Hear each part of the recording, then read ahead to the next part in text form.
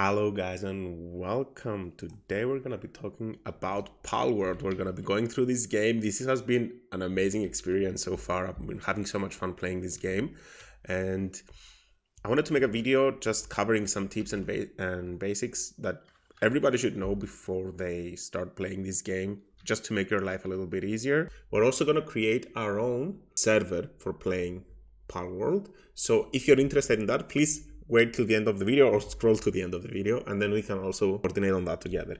Also drop a comment if you like the content or if you have something you want to ask me, and come to the Discord where I'll be posting announcements about the Palworld server.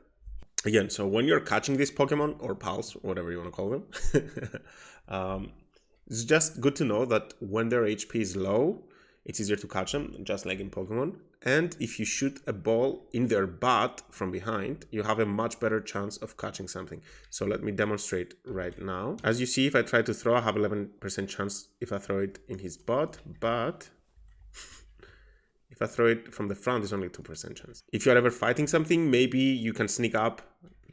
You should be sneaking up behind the Pokemon that you want to catch and catching them. Did I say Pokemon?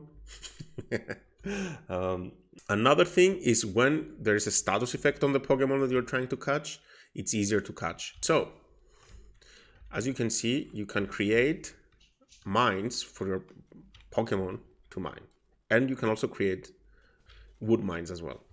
So, you can have infinite wood and infinite stone just by building those. However, what you cannot have infinite of is this thing right here, which gives you ore. It's a copper ore. And it takes a lot of time to mine them. So what I would recommend is to come to this location right here, where there's 1, 2, 3, 4, 5, 6, 7, 8 spawns of copper ore, and build your base here. Now, if I destroy my mining tool here, my Pokemon will start mining the rocks. What is this guy doing? Also, you can assign them to mine the rocks like this. Now, something really important, something that we should be talking about. Every Pokemon or Pal, every Pokemon, you can see it has numbers next to skills. So, what does that mean? Effectively, this Pokemon right here, it can use handiwork, it can plant, it can make medicine, and it can carry things around. So there's things for fire, watering, planting, electricity, which is something that you'll unlock later on in the game, handiwork, which is building and crafting and all of that things, then gathering, wood crafting, mining, and cooling, and medicine creation, and gathering and restocking things, and being a sheep. Basically, that's if you can farm wool from them or other materials. But there's also a variety of levels in them. So, for example, this guy has a 2 in mine picking. Yeah, whenever you're setting up your pals, make sure that you have a variety of everything that you need. And if something is, for example, my serpent right here, my Lapras, he can only do watering. So I have him around, and I know for sure that whatever a watering job needs done, like somebody running this mill, he's gonna come and do it.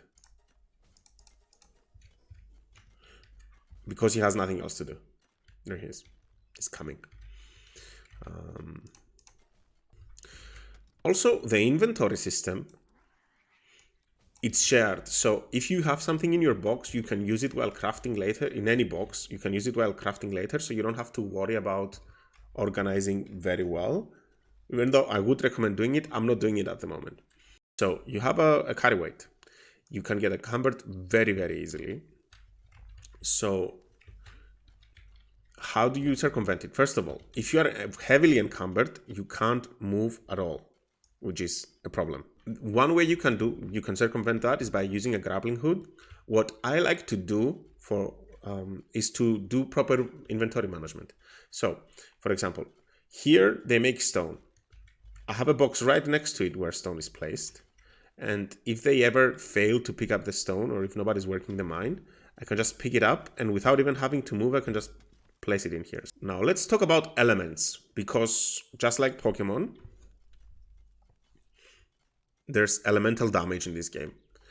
This is the order how it goes around. So water beats fire, fire beats grass, ground beats grass beats ground, and ground beats electric, and electric beats water. So water and grass are not relevant to each other anymore. Keep that in mind. So Bulbasaur is not stronger than Squirtle anymore. Also, fire has a strength against ice, so probably fire is the strongest one to have because it has 2 types that it's strong against, which is huge, and only 1 weakness. And ice is strong versus dragon, dragon is strong versus dark, and then dark is strong versus neutral. Neutral is the worst one. However, some Pokemon have 2 types. Let me see. So be careful and keep an eye out for that. So, for example, where is my dinosaur? My depressed dinosaur. Here it is. He's poison. He's dragon and grass. So a dragon grass type is weak both to ice and to fire. But it can have a variety of moves, as you can see right here. He has 3 moves, so he can do both dragon attacks and grass attacks. So it gives you a variety if you keep him in your party. One more thing we should talk about when we're talking about elements is this right here. Let me go to the survival guide. So every element will drop a different type of item. So for example, dark type Pokemon will drop venom glands whenever they're killed or caught. Fire Pokemon will drop flame organs. Electric type Pokemon will drop electric organs. Ice type Pokemon will drop ice organs. Water Pokemon will drop pulp fluid. I think grass type will drop Gumos leaf, and effectively every type of pal out there will drop something else when you beat it or kill it or whatever. So keep that in mind, because that's something that you're gonna be needing later on. What are they doing? Is it riding that? Anyway, so keep that in mind when considering elements and when you need something and when you're fighting something. Yeah, I'm not gonna talk about that girl right now. So there's also a daytime and a nighttime cycle in this game, and there's different Pokemon that you can find, well, pals, that you can find during different times of the day. So if you're setting your nighttime and daytime, don't make the difference way too big, because then it's gonna be very rare to find daytime Pokemon or nighttime Pokemon. But also your daytime Pokemon cannot work during the night, whereas the nighttime Pokemon also work during the night and the day. So we should also be talking about technology a little bit. So as you progress in the game, you're going to be getting technology points, which will allow you to unlock recipes, which you can use to build items that you can give to your Pokemon, like these Joltol gloves, which allows you to unlock special abilities. Usually you give them guns this way. So this guy got guns, this guy, oh my god, this guy is really good. A Daydream. You can make saddles, you can make an SMG for the Leaf Monk. This is really cool. You can make a rifle for your Tansies, etc. You can also meet cleavers and kill them. And you can unlock, again, other type of items. So there's normal technology that you get by leveling up, and there's ancient technology that you get by beating bosses, by beating towers and doing dungeons. You get the parts for doing dungeons, but you get the technology points by beating specific bosses. These will give you special items like the grappling gun, the egg incubator, which will effectively it's a different type of tree, right? So you can't stack the technology points into ancient technology points. And you can also get the PAL Essence Condenser, and you can start using higher rank versions of your PALs, which is really good. But yeah, there's a lot there. I'm not going to say a lot about combat. It's something between Dark Souls and Valheim and Pokemon. The way I build my character, I place my points mostly in HP and stamina, and I dodge around and I have my Pokemon do the damage for me. So I prioritize HP and stamina because barrel rolls take stamina. and I just run around and I shoot them with my arrows. I like the arrows or guns. Right now I don't have a good gun yet, so if one of your Pokemon faints, you can just either sleep during the night and it's gonna be on full HP when you wake up, or you can bring it to the PAL box and drop it in here for 10 minutes. A timer is gonna start in which your Pokemon will recover back to full HP. And let's talk about Pokemon slavery for a little bit. So as you can see, some of them are upset and not willing to do any tasks. Why is that? So there's two things to keep in mind. They need to be fed. Yeah, look at this guy. He's slacking off. This guy's sanity is at 61%, as you can see. So this guy right now is upset. I could pet him and feed him. Oh, you see? So you can feed them. That helps. Because if they're fed, they feel good. They feel better. And then there's ways, like these hot springs right here, that can boost their sanity. So these are just sanity boosting methods. Also, there's some different types of beds that you can make later on that improve sanity as well, so that they're happier being slaves and they do their job properly. If their sanity is low, they can get sick, they can get depressed. I have a bunch of depressed Pokemon right here, other than the Depresso. Who names that Pokemon Depresso then? This guy has an ulcer. These guys are depressed. So if your Pokemon get depressed, you can go to your medicine table and you can craft the medicine. But you need horns, which you get from other. Yeah. If they get ulcers, you can also get them through. You can make other medicine. But of course, the medicine is a consumable, and if it takes ingots, it means that it takes 5 ingots to make one grade of medical supplies. So that's 10 ores. So you're gonna have to farm 20 pieces from one rock like this. So imagine having to go out of your base and carry 20 pieces that weigh 8 pounds each for one depressed Pokemon. That's a lot. So so I promised to talk about my server. So I will be making a server because I want to play with you guys and I'm having so much fun with this game. So I want to make my own server where we can all play together. Now, let me just showcase what the custom settings of the server will be here. So daytime speed will be regular. I will have a little bit faster nighttime speed because I don't want it to be nighttime for way too much time. So I'll probably keep it at 2. So daytime will be a little bit longer than nighttime. That will make nighttime Pokemon a little bit rarer, but that's okay because it's still enough time. XP rate will be very high, but it's not going to be 20. I'm going to probably keep it around 6 or 7. So that would mean that you're going to be able to increase your Pokemon XP very fast.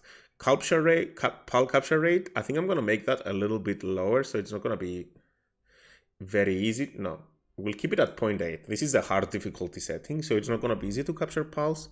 PAL appearance rate will be 1.4 or 1.5. I don't want it to be more than 1. If you have this at more than 2, then it can spawn more than one boss at a time. If you want to, we can change it.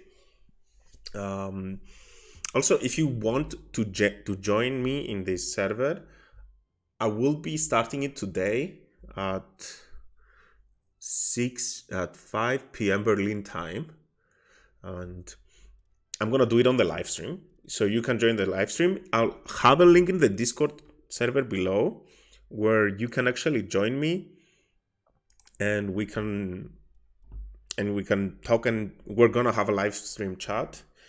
Right here, I created a Palworld multiplayer thread and a chat thread where everybody in the server can talk and they can communicate and coordinate and flame each other if they don't flame each other. Be nice. Damage from pulse multiplier, I'll keep that as 1. Damage to pulse multiplier, I'll keep that as 1 as well. I'm gonna have a slower hunger rate because I don't want to have to feed the pulse all the time. And the stamina, I mean, you use the stamina when you fly, so I'm going to have it a little bit lower as well. Auto HP regeneration rate, I will have it a little bit higher because I don't want to have to heal my Pokemon all the time and sleep with it. And the same thing goes here. damage from player multiplier. I'll probably nerf that a little bit, so it's going to be harder for you guys to kill each other. Damage 2-player multiplayer. We'll keep that at the hard difficulty setting. So you're going to be taking a lot of damage from the outside world. Then player hunger is also going to be reduced. And player stamina, I think I'm going to have that at half so that you guys can run around the world and explore easily. Player auto HP regeneration rate, we are not going to do that because that's going to be very abusable during combat. We're not going to play with it. But the HP regeneration, sleeping regeneration rate will be very high, so you don't have to wait too much. Then damage to structure, not going to be added much. Structure deteriorate damage, well, we might nerf that a bit because I don't want structures to break easily. Maybe I'll nerf that as well in case you guys want to break each other's bases. That's going to be a little bit harder for you to do. And I'm not going to mess with the maximum dropped items because that's going to cause delays. Gatherable items multiplier will be a little bit higher so that you can gather a lot more things faster. Gatherable objects HP multiplier. This is going to be pretty low. I don't want to spend a lot of time smacking something to break it, and neither should you have to. Gatherable objects respawn interval. Sure, we'll keep that a little bit higher. Dropped items multiplier. Sure, we'll make that 2 as well. Time to incubate is going to be 0. There will be raids. Raids will be on. And when you die, you will drop all items and all pals. So somebody else can kill you and steal everything. No. Should we? We might change this. But for now, it's going to be you drop everything when you die. So if you kill someone, you can steal their Pokemon.